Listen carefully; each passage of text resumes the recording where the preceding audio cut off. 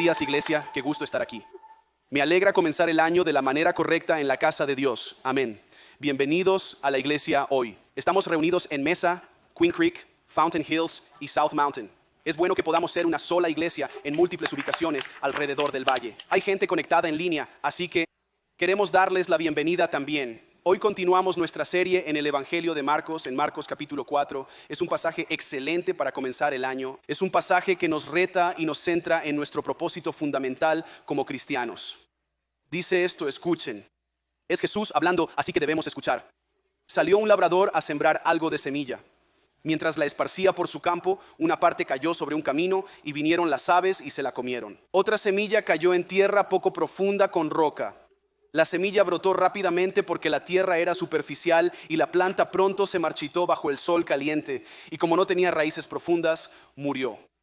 Otras cayeron entre espinas que crecieron y ahogaron las plantas sin producir grano. Aún otras semillas cayeron en tierra fértil y brotaron, crecieron y produjeron una cosecha de 30, 60 y hasta 100 veces más de lo sembrado. Luego dijo: el que tenga oídos para oír, que escuche y entienda.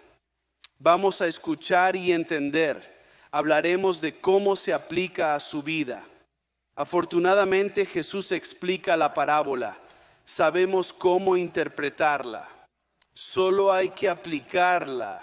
Se llama la parábola del sembrador. En el antiguo Israel era una sociedad agraria, vivían de la ganadería o la agricultura, y el agricultor era un empresario. No salía a sembrar porque amara la naturaleza, lo hacía para ganarse la vida. La forma en que plantaban era que araban la tierra y la volteaban, y luego caminabas por los campos con algo como una bolsa llena de semillas, y no eras mezquino con eso, esparcían esa semilla.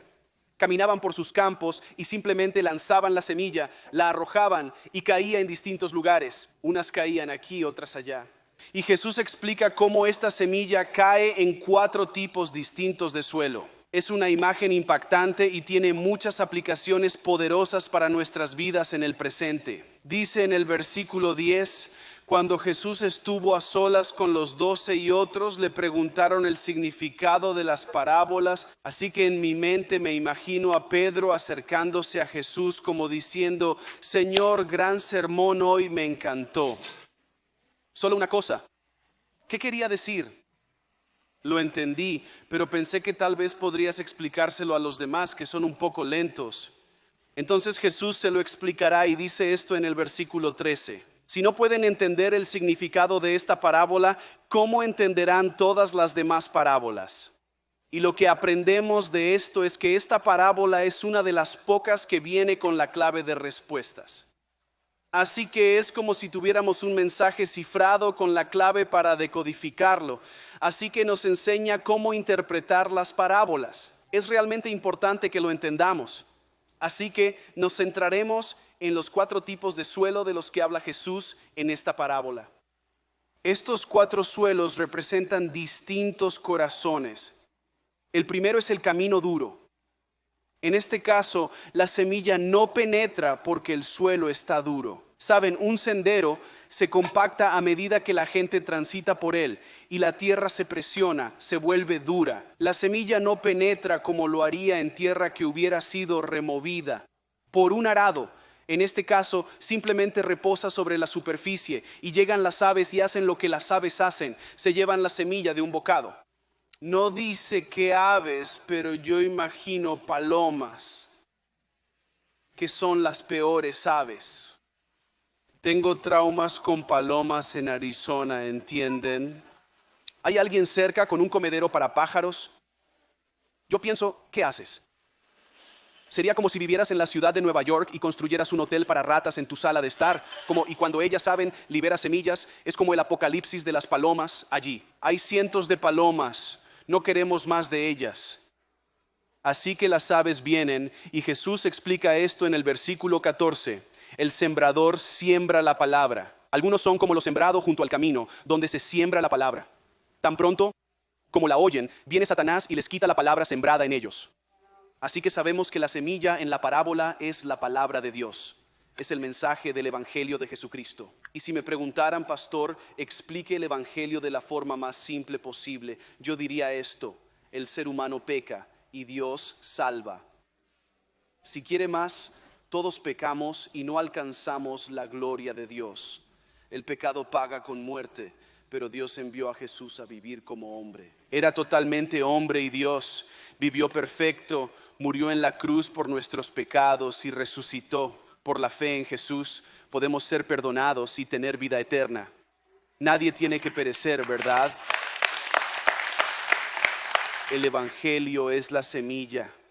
Y la semilla, piensen en ello, una semilla contiene en sí misma el potencial para la vida. Sí, se necesita tierra, agua y sol, pero sin semilla no hay potencial de vida. El Evangelio es la semilla. Piensen en esto. Sin fe en Jesucristo no hay potencial de vida eterna. Hay muchas personas en este mundo que tienen fe o practican alguna religión, pero si esa fe no está en Jesucristo, no hay potencial de vida. Mucha gente hace el bien y es amable, pero sin fe en Jesús no hay potencial de vida eterna. El Evangelio de Jesucristo es la semilla. Jesús dijo que Él es el camino, la verdad y la vida. Nadie viene al Padre sino por Él. Si no tienes la semilla, no habrá vida. Así que el agricultor es quien siembra la semilla. Él es quien siembra.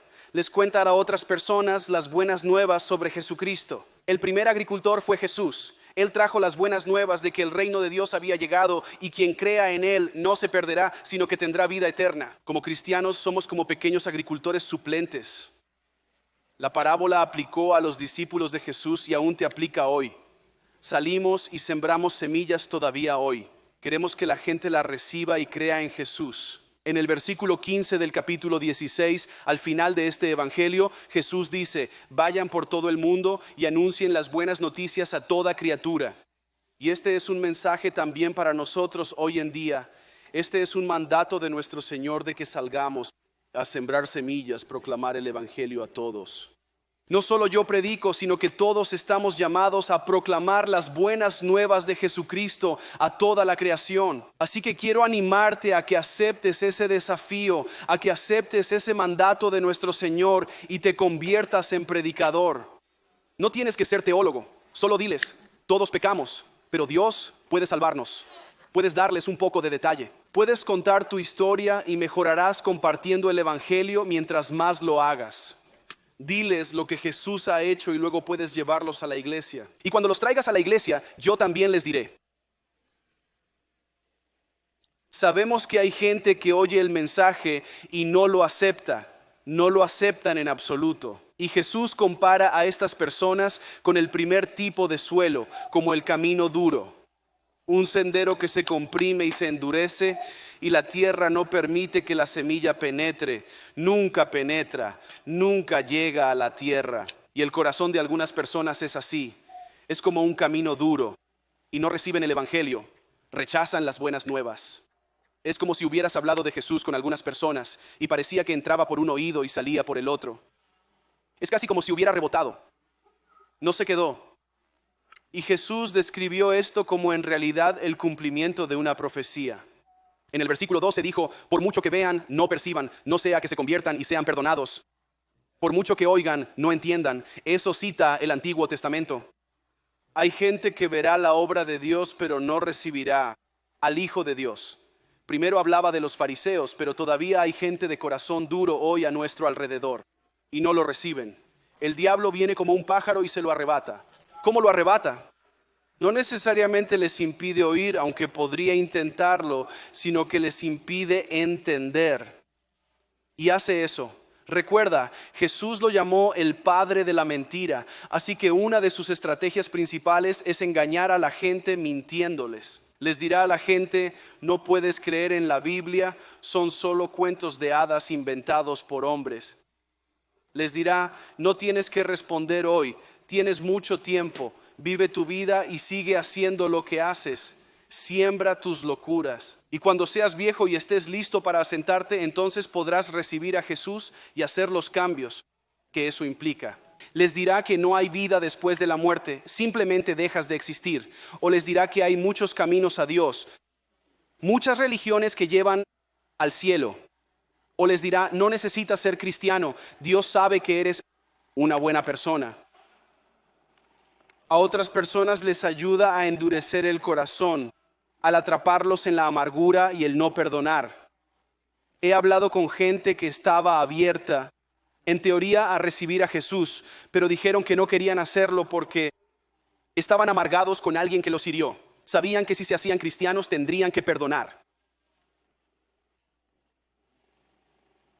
Sin importar la razón por la que alguien tenga un corazón duro, llegará un día de juicio para cada persona que haya vivido. No habrá excusa para rechazar a Jesús. En Mateo capítulo 7, Jesús describe ese día y a quienes lo rechazan. Y dice, y entonces les diré claramente, jamás los conocí. Aléjense de mí, hacedores de maldad.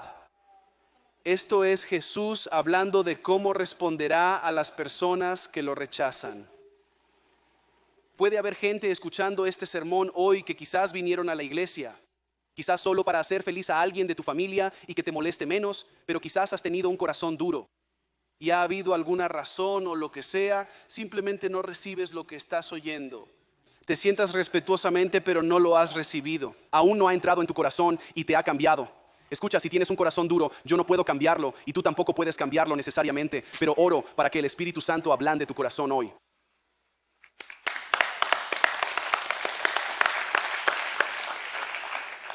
Y luego hay cristianos en nuestra iglesia, donde has intentado hablarle a la gente de Jesús y no recibieron el mensaje. Y algunos se dijeron, no sirvo para esto. Aparentemente no seré quien comparta el evangelio porque lo intenté y la persona me mandó lejos o se rieron de mí o como supongo que dejaré eso para alguien más. Quiero animarte a que sigas intentándolo. A principios de esta semana llevé a mi esposa a una cita. Fuimos a cenar y pedí bistec. Pedí acompañamientos, pedí coles de Bruselas y cazuela de batata. Increíble. Y en un momento dado estoy comiendo y tomo un bocado de cazuela de batata y está a punto de aterrizar, pero se cayó de mi tenedor. Pero el caso es este, aterrizó justo en el borde de la mesa. Y yo dije, qué justo. Tomé mi servilleta, la limpié de la mesa, volví a comer. Bueno, hoy, esta mañana, voy conduciendo a la iglesia y mi esposa me dice, ¿qué es eso? Y llevo el mismo pantalón puesto. Y resulta que lo que pensé que me había librado, en realidad me había dado. Nada que un poco de agua, una toalla y un secador no arreglaran antes de empezar, pero en verdad me dio. Y yo dije, eso predica, cariño. Hay ocasiones en las que les compartes el mensaje de Jesús, siembras una semilla y piensas que se les olvidó al instante, pero en verdad esa semilla echó raíces. Había estado creciendo bajo la superficie por mucho tiempo. Y hay veces que le hablas de Jesús a alguien y años después vuelven a aparecer en el radar y te dicen, ¿adivina qué? Ya creo. Así que no necesitas preocuparte por quién tiene un corazón duro y quién no tiene un corazón duro. Jesús nunca te dijo que salieras a probar la tierra. Él dijo, siembra la semilla. Es tu trabajo contarle a la gente las buenas nuevas y dejar que la semilla caiga donde caiga. Jamás sabrás quién realmente está prestando atención, aunque no reaccionen de inmediato como tú desearías. Este es el siguiente tipo de suelo. Es el suelo rocoso y poco profundo. En esta circunstancia, la semilla brota y la planta aparece velozmente, pero carece de la profundidad necesaria en la tierra y no logra echar raíces profundas. Así que cuando sale el sol, se marchita y muere. Y Jesús explica esto en el versículo 16. Él dice que la semilla sobre el terreno pedregoso representa a aquellos que escuchan el mensaje y lo acogen al instante con gran alegría. Pero como no tienen raíces profundas, no duran mucho. Se apartan tan pronto como enfrentan dificultades o son perseguidos por creer la palabra de Dios. Y he visto personas así, que cuando se salvan, reciben a Jesús, están muy emocionados. Quiero decir, me siento increíble. Y rápidamente empiezan a cambiar todo en su vida y comienzan a contarle a todos sobre Jesús. Y eso es bueno. Creo que todos deberíamos responder así hasta cierto punto. ¿Por qué no estarías emocionado por la salvación y por recibir la vida eterna y todo lo que Dios nos ofrece? Es emocionante. Pero luego lo que pasa es que tienes que desarrollar raíces profundas también. Y necesitamos raíces profundas para poder durar. Por eso la Biblia dice que un anciano en la iglesia no debe ser un nuevo creyente. Porque se necesita un tiempo para que las raíces se formen antes de que te vayas. De hecho, hay algunas plantas que cuando las plantas, quizás no crezcan mucho sobre la superficie, incluso por años.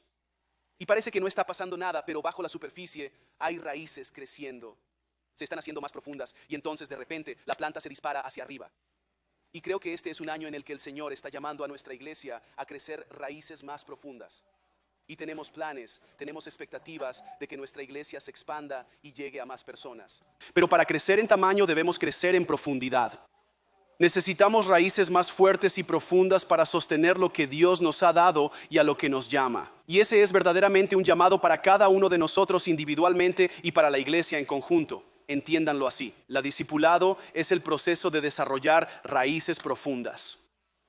Algunos cuando escuchan la palabra discipulado, automáticamente piensan en una clase de escuela dominical o en un ambiente de aula donde se aprende en ese contexto específico. Y si no ven que eso ocurra, a veces se preguntan, ¿se está realizando el discipulado? Algunas personas me han preguntado, Pastor Ryan, es muy bueno que todas estas personas estén aceptando a Jesús, pero ¿qué estamos haciendo para el discipulado?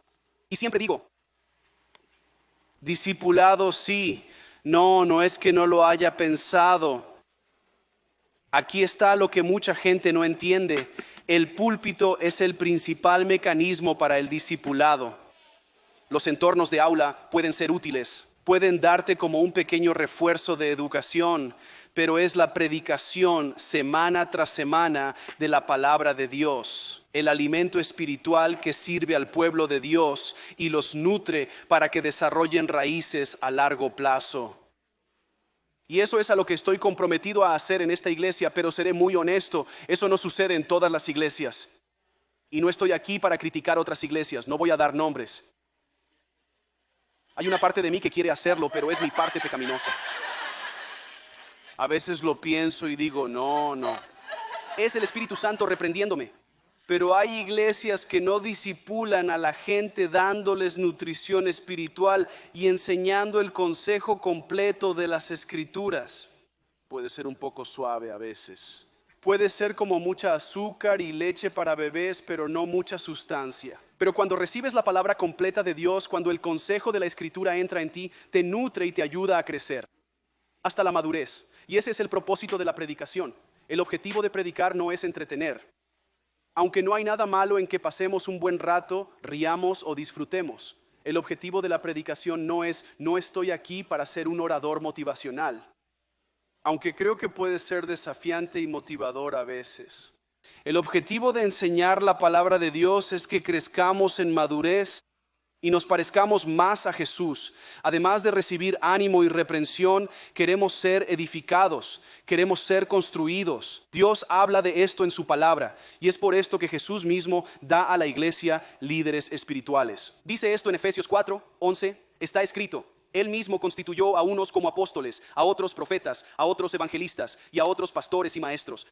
¿Para qué? A fin de capacitar al pueblo de Dios para la obra de servicio, para edificar el cuerpo de Cristo. De este modo, todos llegaremos a la unidad de la fe y del conocimiento del Hijo de Dios, a una humanidad perfecta que se conforme a la plena estatura de Cristo. Así ya no seremos niños, zarandeados por las olas y llevados de aquí para allá por todo viento de enseñanza y por la astucia y las artimañas de quienes emplean métodos engañosos. Más bien, al vivir la verdad con amor, creceremos hasta ser en todo como aquel que es la cabeza, es decir, Cristo. Nuestra meta es crecer en madurez, ser cada vez menos como el viejo yo y el viejo tú, y cada vez más como Jesús, quien es la cabeza de la iglesia. Necesitamos esto y solo les digo qué esperar. Si esta es su iglesia o si se están uniendo a esta iglesia y quizás son nuevos en ella, necesitamos predicación que nos desafíe, que confronte nuestro pecado, que nos traiga a la memoria la verdad, que nos exija un nivel superior, que nos recuerde nuestra obligación. que sea honesta sobre el pecado y el infierno, así como sobre la gracia y el cielo. Necesitamos todo eso. Y no todas las iglesias lo enseñarán. En algunas iglesias es como, aquí tienes 3 formas positivas y alentadoras de ser un mejor tú. Si enseñas y predicas así, no recibes correos enojados ni reseñas de una estrella en Google. Pero por otro lado, las personas no crecen raíces. Y cuando vienen los problemas, se apagan. Porque no desarrollaron las raíces fuertes para sobrevivir esos momentos. He visto gente pasar por esto donde tienen fe y luego hay un problema en su vida y dicen algo como, bueno, ¿cómo pudo Dios permitir que esto sucediera? Ya no sigo más. Si tienes raíces y eres maduro, sabes que aunque las circunstancias no sean buenas, Dios sí lo es, obrando todo para tu bien. Jesús habló de la persecución, gente que te odia y te hiere por ser cristiano.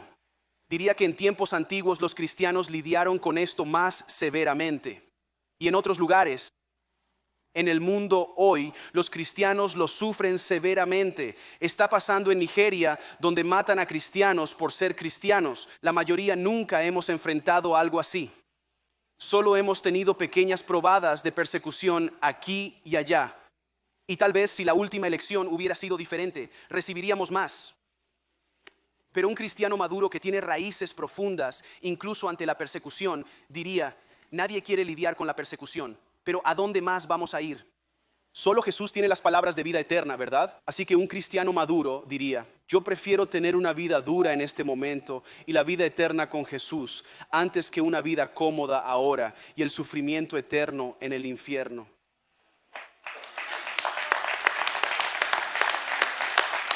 Así que les llevaré a lo profundo, al pozo un poco ahora mismo. Y quiero hablar sobre, porque esto suena como alguien que se salva y luego pierde su salvación. Voy a llevarlos a lo profundo, al pozo un poco ahora. Y quiero hablar de esto porque esto parece describir a alguien que es salvo y luego pierde su salvación.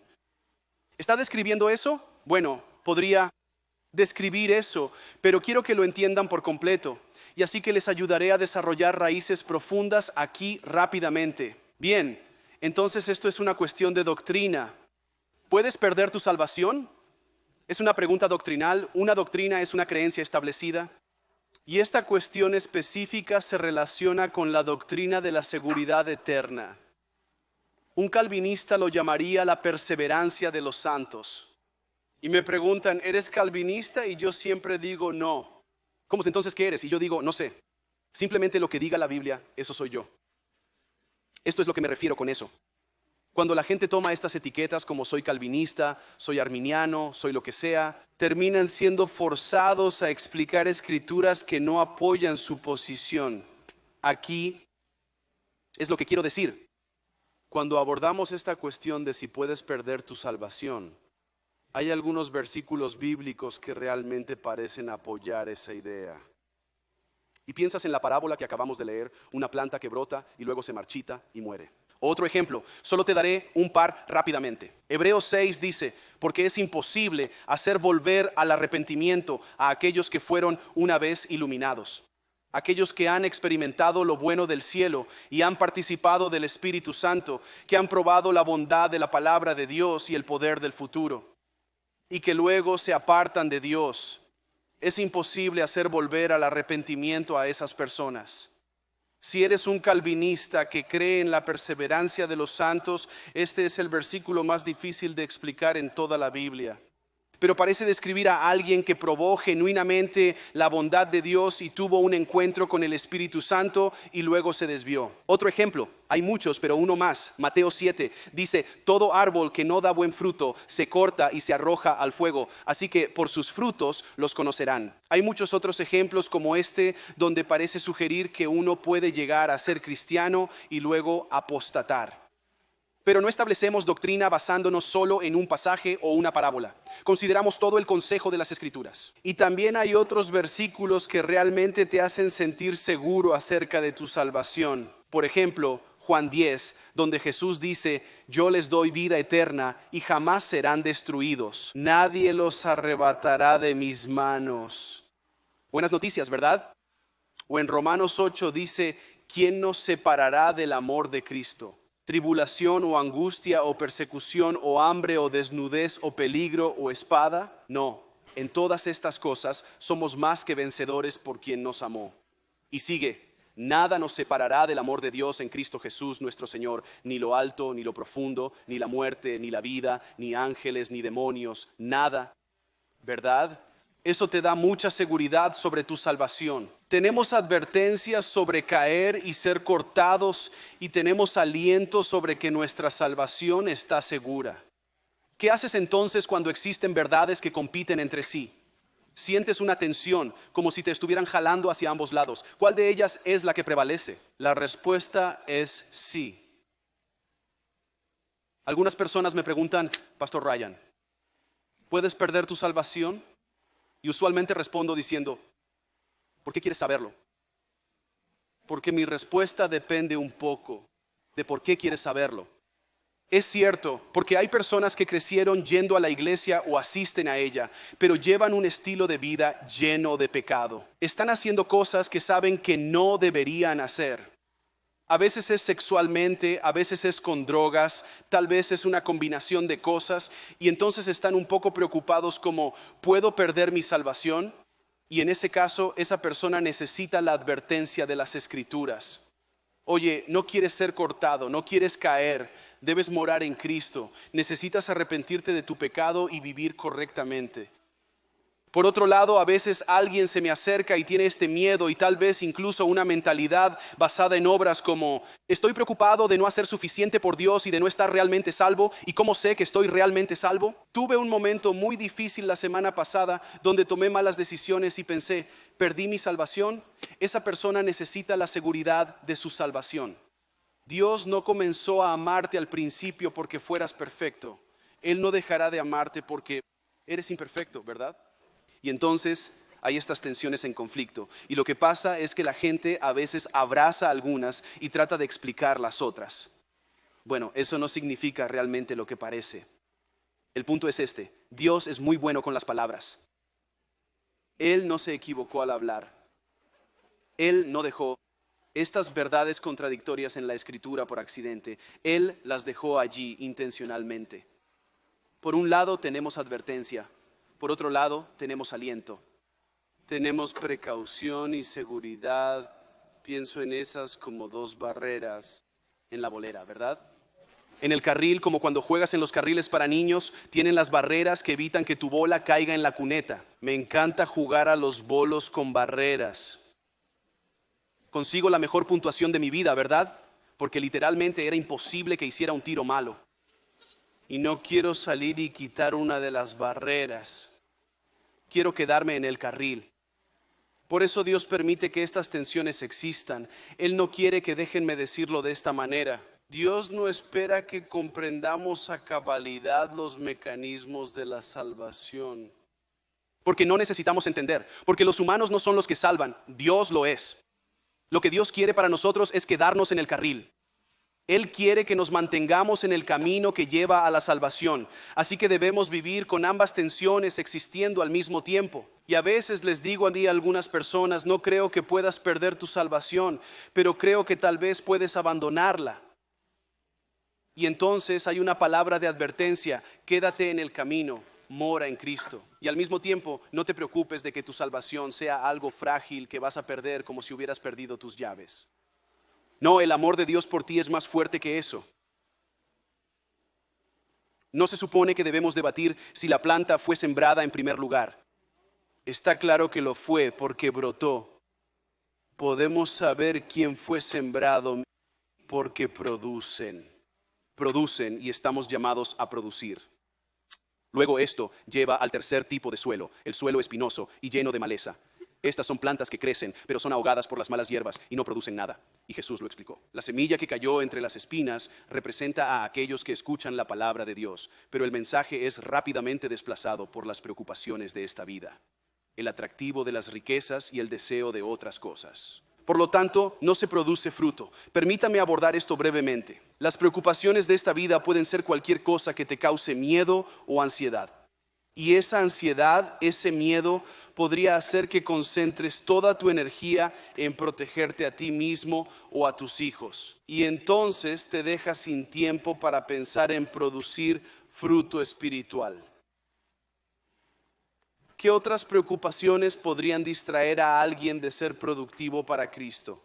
Bueno, hay preocupaciones de relación. Creo que a veces hay personas solteras y quieren casarse y eso es bueno. Es bueno querer casarse, pero no quieres obsesionarte con eso hasta volverte desesperado y tomar malas decisiones y distraerte de tu llamado principal, que es seguir al Señor. Concéntrate en seguir al Señor y mantente abierto a tener citas y relaciones y confía en Dios para que traiga a la persona correcta en el momento correcto.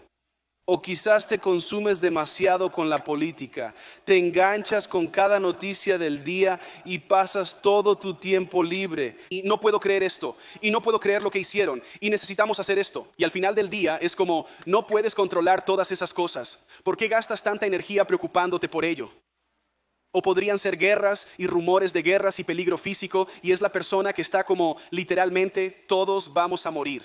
¿Quieres ayudarnos a ir a decirle a la gente sobre Jesús? No, estoy construyendo un búnker en mi patio trasero. Recientemente advertí a algunas personas sobre involucrarse demasiado en las teorías de conspiración. Hay algunas personas, si dedicaran tanto tiempo a leer la palabra de Dios como a las teorías de conspiración que les interesan, se convertirían en teólogos.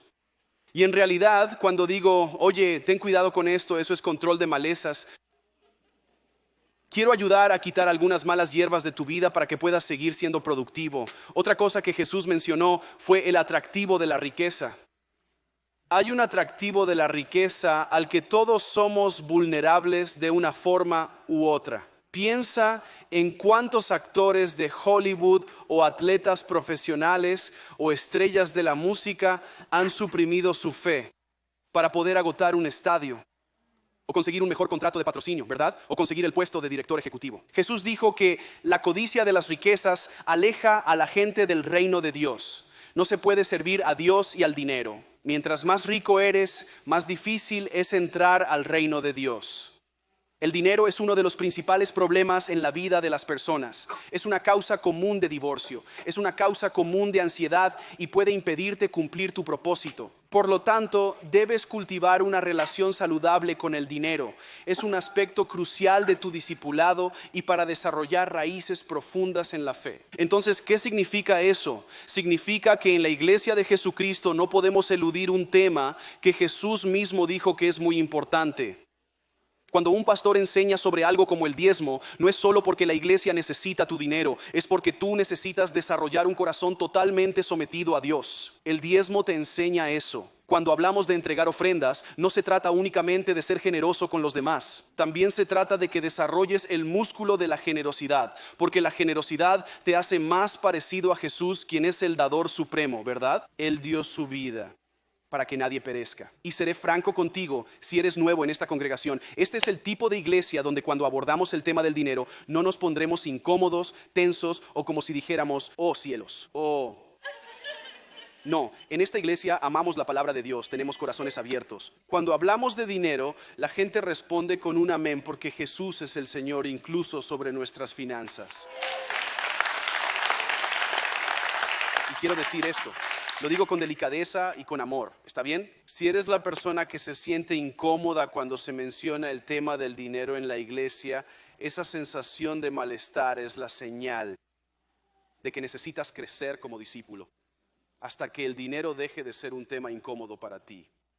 Porque para las personas que se desarrollan en esta área como discípulos, la mayoría de ustedes lo hacen, diezman, dan, se han desarrollado en esta área, ya han crecido en esto. Así que cuando escuchas una predicación sobre el dinero, piensas, amén, esto me anima, esto edifica mi fe. La persona que está sentada allí incómoda y molesta es quien más necesita el sermón. Cuando llegue ese momento, recíbelo con corazón abierto. Luego Jesús mencionó el deseo por otras cosas. ¿Qué son esas otras cosas? Podrían ser cualquier cosa. Podrían ser cualquiera de las cosas. A veces otras cosas tienen curvas. Y cuando ella pasa, todas las cabezas giran. Pero otras cosas pueden ser el poder, podría ser la influencia, podrían ser todo tipo de cosas. Con este tipo de suelo la planta sigue viva y Jesús no dice que muera, permanece viva. Pero las malezas crecen a su alrededor y la asfixian impidiendo su productividad. Así que representa a un cristiano que está salvo, pero que no es más productivo que alguien que no ha sido salvo. Qué triste es pensar en conocer a Jesús, entrar al cielo, pero no llevar a nadie más contigo. Eso sería trágico, ¿verdad? Pero hay personas que conocen la verdad y aún así no la comparten. Encontraron el camino a la vida eterna, pero no invitan a otros a unirse. Tienen recursos para construir, pero no los usan.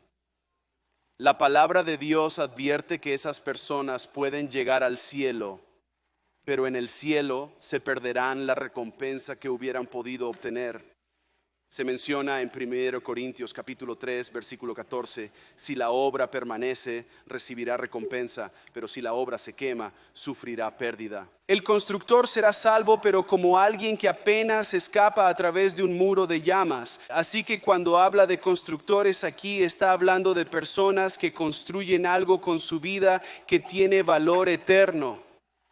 Hay muchas cosas que haces sin valor eterno, eso es lo que se quema, no importa. Las cosas que tienen valor eterno son nuestras almas y el reino de Dios. Cuando inviertes tu vida en almas, en construir el reino y criar hijos que conozcan a Jesús, ese trabajo tiene valor eterno y sobrevivirá la prueba y eso te dará recompensa. No quieres ser el que entra al cielo por los pelos. Ahora es mejor entrar por la mínima que no entrar, pero no quieres ser el que apenas entra al cielo, como él dice, como alguien que escapa de las llamas, como si tus cejas se hubieran chamuscado, tu ropa huele a humo. Estás como, lo logré, pero luego no hay recompensa. Quiero decir, ese no es el tipo de iglesia que deseamos. Queremos ser personas que escuchen, bien, buen siervo y fiel, ¿verdad? A veces al pensar en esto, y ser productivos con nuestras vidas nos recuerda la necesidad de arrancar las malas hierbas. Porque recuerda, son las malas hierbas las que ahogan la productividad. Y cuando hablamos de las malas hierbas, las preocupaciones de la vida, el atractivo de la riqueza, el deseo de otras cosas, quiero que entiendas esto para que puedas comprender la razón por la que hacemos y hablamos de ciertos temas. Así que, por ejemplo, como pastor, cuando enseño sobre el dinero o el pecado sexual o algunos de esos otros temas controvertidos y difíciles, no hablo de eso porque me desperté un domingo pensando, ¿qué sería divertido? No, lo hago porque quiero quitar malas hierbas de tu vida. Aunque no sea divertido, es necesario. Honestamente, muchas iglesias no lo hacen. No tocan esos temas. A veces siembran bien, pero no quieren quitar la maleza. Y tienes mucha gente que está feliz, pero no son productivas. Así que a veces debemos arrancar la maleza y hablar de los temas incómodos. Es trabajo esencial. Hay malas hierbas en tu vida que necesita ser arrancada para que puedas ser productivo. No lo sé, pero el Espíritu Santo puede mostrarte ansiedades, el atractivo de la riqueza, el deseo de otras cosas. ¿Hay maleza en tu vida? Quiero ayudarte a dar buen fruto. Tu labor consiste en hacer lo que Dios ordena en su palabra. Y luego el último tipo de suelo es el suelo fértil. Y cuando la semilla cae en esta buena tierra, produce una cosecha exponencialmente mayor de lo que se había plantado. Jesús lo describió en el versículo 20. La semilla que cayó en buena tierra representa a aquellos que oyen y aceptan la palabra de Dios y producen una cosecha. Él dice 30, 60 o incluso 100 veces más de lo que se había sembrado. Esto te muestra que Dios, Él quiere un retorno de inversión exponencial. Al igual que un agricultor que sale a sembrar semillas. Cuando ese agricultor sale y planta semillas, no siembra una semilla esperando obtener un solo grano de maíz. Eso sería un mal rendimiento de su tiempo y su inversión, ¿cierto? No, siembras una semilla porque va a producir una planta o un árbol que producirá cestas de comida que quizás por años venideros, como una pequeña inversión que resulta en gran retorno. Eso es lo que Dios quiere de nosotros. Dios quiere un retorno de inversión exponencial y esta parábola lo muestra. Otras parábolas lo prueban como la de los talentos, pero Dios quiere un retorno de inversión exponencial. No solo le interesa salvar, le interesa invertir. Hay un cierto tipo de tierra que Dios está buscando, y hay un cierto tipo de persona que Jesús quiere que seamos, y hay un cierto tipo de corazón que debemos tener. Él no te salvó solo para salvarte. Gracias a Dios por tu salvación. Gracias a Dios por mi salvación. Estoy muy agradecido de que estemos salvos, pero Dios te salvó para que cobres vida y luego traigas 30, 60, 100 veces más personas contigo al reino de los cielos.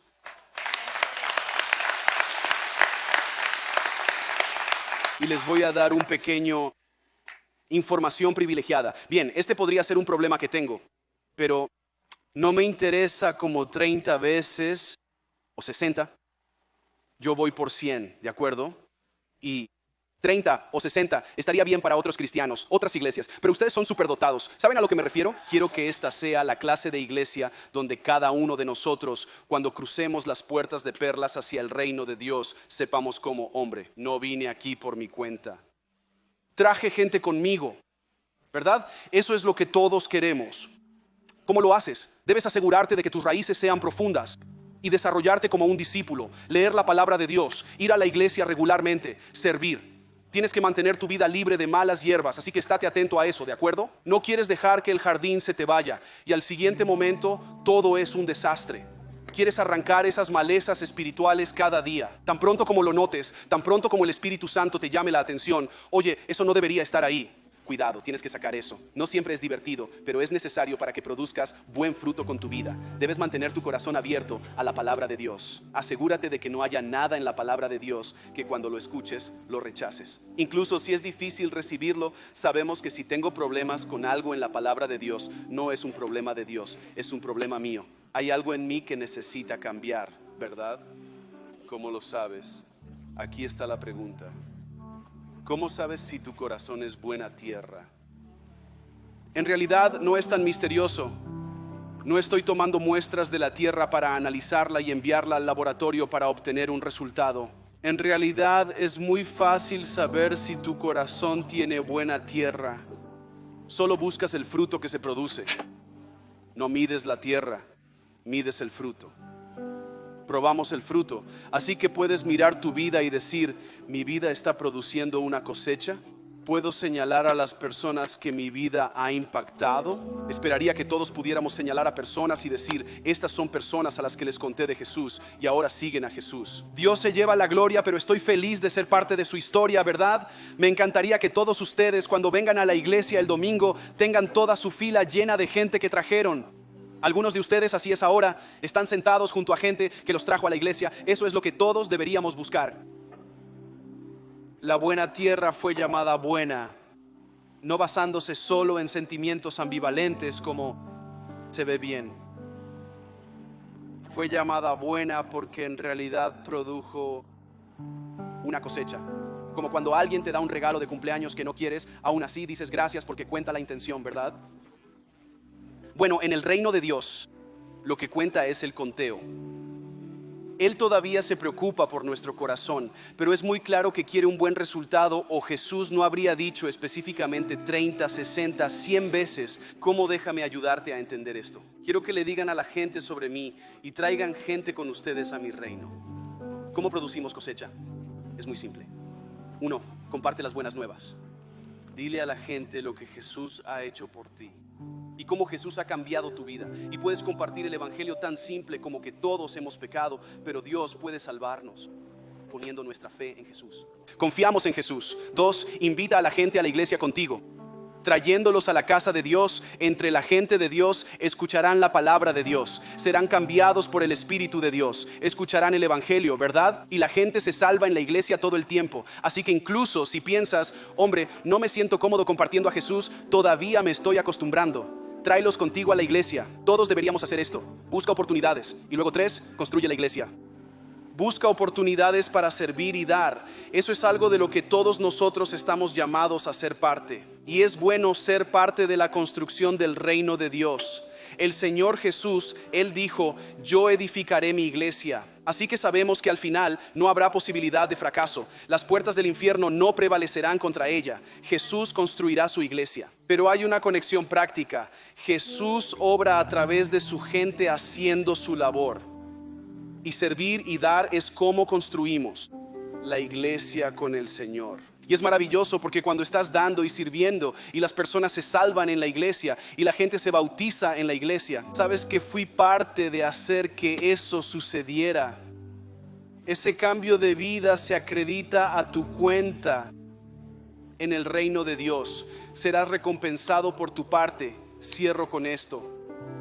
En 1 Corintios 3 dice: yo planté la semilla en sus corazones. Sabemos lo que es la semilla. Acabamos de leerlo, pero la conexión continúa aquí. Yo planté la semilla en sus corazones. Y Apolos, este otro tipo, la regó. Sino solo Dios, porque es quien hace crecer.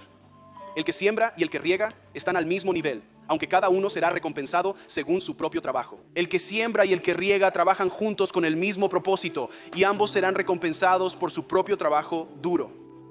La gente siembra. Contamos las buenas noticias. Jesús nos dijo que lo hiciéramos. La gente riega. Enseñamos a la gente la verdad de la palabra de Dios. Eso los nutre y permite que sus raíces crezcan más profundamente. Nos animamos mutuamente. El hierro afila al hierro. Nos fortalecemos mutuamente. Así que hacemos la siembra, hacemos el riego, pero es el Espíritu Santo el que hace crecer la semilla. Así que estamos llamados a hacer nuestra parte, sabiendo que Dios siempre hará la suya. No tenemos que preocuparnos por eso. Dios está dispuesto a hacer crecer. La pregunta es, ¿estás dispuesto a hacer el trabajo que te ha sido asignado? Así que quiero terminar haciéndote esta pregunta. ¿Qué tipo de tierra se parece tu vida? Yo no sé la respuesta. Solo tú y Dios pueden responderla. Podría haber gente aquí que hasta ahora ha tenido un corazón duro. Y sabes hoy, mientras el Espíritu Santo está ablandando tu corazón, que necesitas recibir a Jesús. Podría haber cristianos aquí hoy, estás a salvo. Pero si eres honesto, no has desarrollado raíces profundas.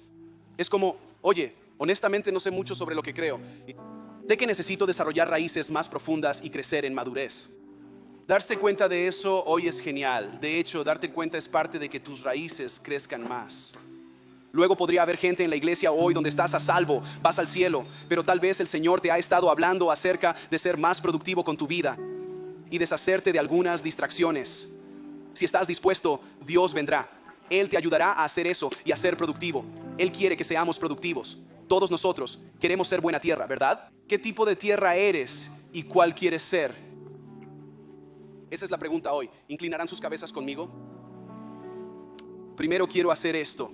Si estás en la iglesia y necesitas recibir a Jesús hoy, tal vez por primera vez, o necesitas dedicar tu vida al Señor de nuevo, después de mucho tiempo de estar alejado de Él, quiero guiarte en una oración ahora mismo, solo una oración de salvación que expresa la fe en tu corazón. Invito a donde sea que estés ahora, en cualquier campus o en línea, a orar esto conmigo. Puedes repetirlo. Dices: Dios, confieso mis pecados, pido tu perdón.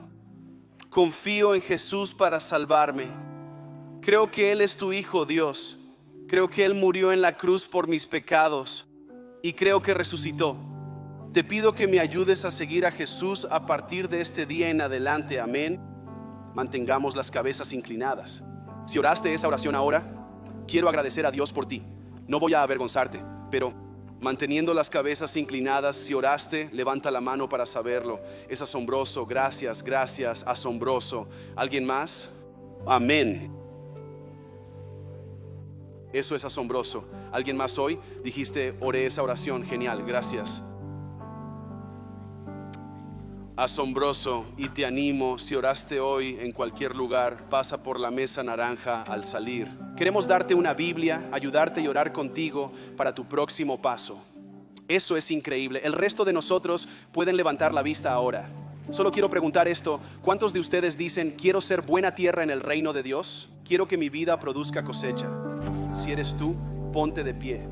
Vamos a responder a este mensaje ahora. Vamos a cantar una canción que es un himno antiguo pero es una oración que expresa nuestra voluntad de ser usados por Dios. Así que donde sea que estés hoy, te invito a cantar esto conmigo. Quiero decir que Dios te bendiga y estoy agradecido de que podamos construir juntos el reino de Dios. Amén, amén.